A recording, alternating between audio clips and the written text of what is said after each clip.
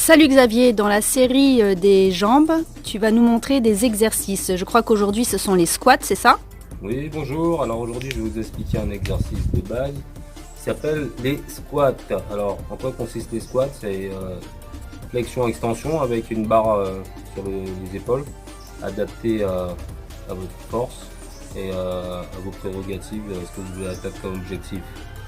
Donc, je vous donne le positionnement, la respiration, la façon de plier les jambes, c'est-à-dire l'angle, l'inclinaison. Donc, je vous montre tout ça. On va utiliser une barre assez légère. Ouf, mais alors là du coup c'est pour les femmes ou les hommes? Donc c'est pour les femmes. Ok, parce qu'en fait on commence déjà avec des poids sur nous? Donc, ça dépend de votre force athlétique, de votre niveau. Et à ce moment-là, en fonction de votre niveau, on va adapter. Si vous êtes vraiment novice, on va faire avec le poids à vide. Ok. Si vous avez beaucoup de force dans les jambes, vous êtes cycliste, on va commencer avec des petites barres de 40-50 kg. Ok.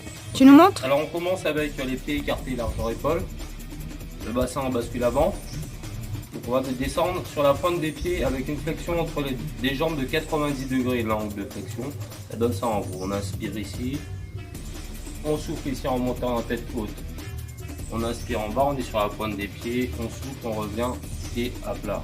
Quel intérêt de mettre sur la pointe des pieds? Et en fait, ça évite de mettre une cale derrière les talons. Parce que je vous montre, si vous descendez avec les talons à plat, vous allez descendre vraiment sur les fessiers, vous voyez. Alors que là, tout le poids est réparti plus facilement sur l'avant. Donc les cuisses, on travaille bien les cuisses et non pas le fessier. En l'occurrence, les quadriceps, le muscle qui est devant, d'accord? Ok, mais pourquoi travailler donc les jambes au départ quand on vient te voir? On peut travailler les jambes avec des exercices simples comme les squats. Ou encore le soulevé de terre, ça permet de travailler l'avant et l'arrière. On peut le faire à vide aussi. Alors le soulevé de terre, c'est même écart largeur épaule. Vous avez le bassin bascule avant. Vous inspirez en descendant le plus bas possible, j'ai entendu. Vous remontez d'abord la ligne des épaules de façon à avoir le dos droit. Et dans la deuxième partie, vous soufflez en ramenant les épaules en rétropulsion.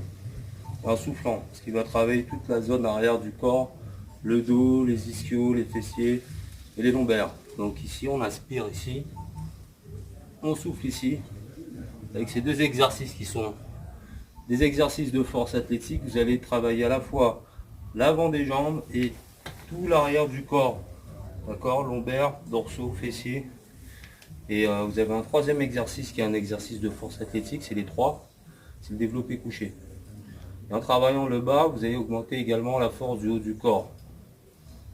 Donc c'est intéressant. Et c'est un exercice de base en fait. Voilà. Ok.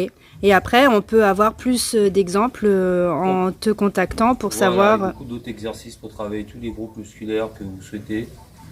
Et utiliser la force de son corps. Utiliser la force de son corps. Entendu. Merci Xavier. Et là, on va se voir pour d'autres exos. Merci. Bonjour Virginie. Alors, après la séance de jambes dont j'ai fait la démonstration, je voudrais savoir, en tant qu'énergéticienne, qu'est-ce que tu pourras apporter pour le bien-être des jambes, par exemple? Salut, en fait, ce que je pourrais apporter, c'est une boisson. Notamment, en fait, quand on fait des exercices comme ça, il faut bien s'hydrater. Et on peut penser bien sûr à l'eau, traditionnellement, mais on a effectivement quelque chose, un ingrédient qui est intéressant, c'est le gingembre. Alors le gingembre, ça active énormément la circulation et surtout au niveau des jambes, ça va sans dire. Donc l'idée, c'est de pouvoir activer le sang à l'intérieur en fait des jambes et d'irriguer un petit peu.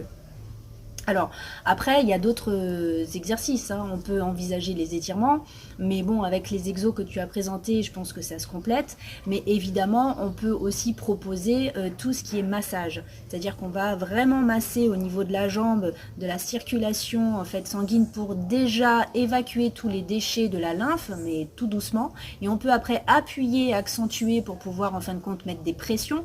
Donc l'idée, c'est de vraiment ressentir avec son corps, parce que votre corps parle et c'est ce qui va faire la différence. Donc en tant qu'énergéticienne, la boisson, c'est dans 1 litre d'eau que vous allez faire bouillir, vous mettez du gingembre et ensuite vous pouvez effectivement, alors en gros ça peut être une cuillère à café ou une cuillère à soupe en fonction du goût. Et quelles sont les vertus du gingembre? L'idée, c'est que ça puisse effectivement faire accélérer en fait la circulation sanguine. Donc donner plus de pêche, donner plus en fait d'énergie et d'être en forme en fait. Donc ça va être en couple avec les exercices que tu as proposés, surtout pour ceux qui débutent.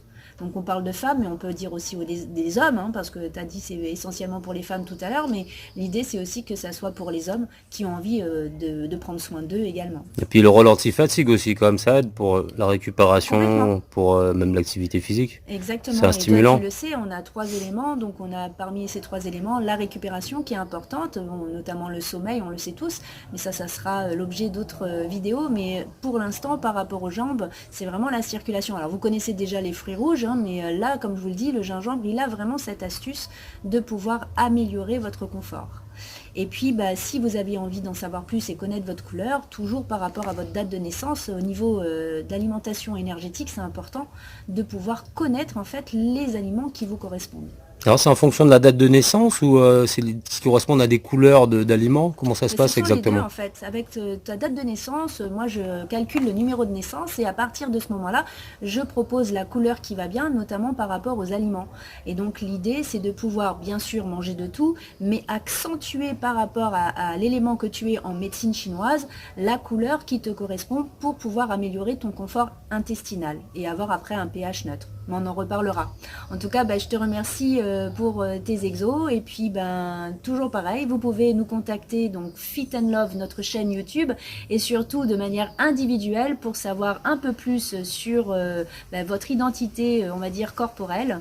Un esprit sain dans un corps sain, c'est à vous de savoir, de choisir. On vous mettra régulièrement des vidéos et on vous dit à bientôt. Salut! Salut, merci Virginie pour toutes ces précisions et ces précieux conseils. À bientôt. À bientôt Xavier.